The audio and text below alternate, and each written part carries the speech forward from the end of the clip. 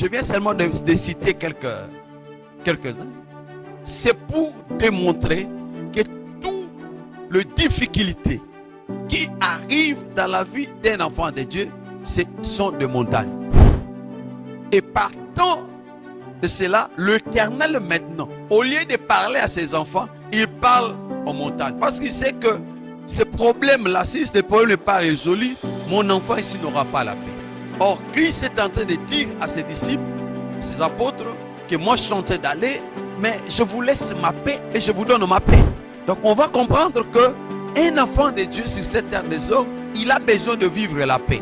Or la Bible déclare que c'est la bénédiction de l'Éternel qui enrichit et ne fait subir aucun chagrin. Alors s'il n'y a pas de chagrin, c'est qu'il y a la paix. Alors s'il n'y a pas la paix, c'est qu'il y a le chagrin. Alors c'est là où on comprend que si des montagnes continuent à prendre place dans ta vie, c'est que tu ne seras pas en paix. C'est que tu ne peux pas parler de la bénédiction. Pourquoi? Parce que celui qui prétend être béni de Dieu, c'est qu'il a la joie. Parce que la bénédiction de l'Éternel, c'est ce qui enrichit.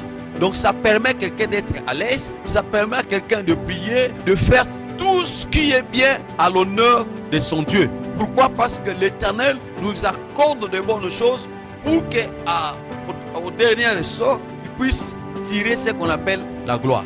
Donc Dieu nous accorde la délivrance, il nous accorde la bénédiction, il nous accorde la guérison pour que nous puissions les rendre des actions de grâce.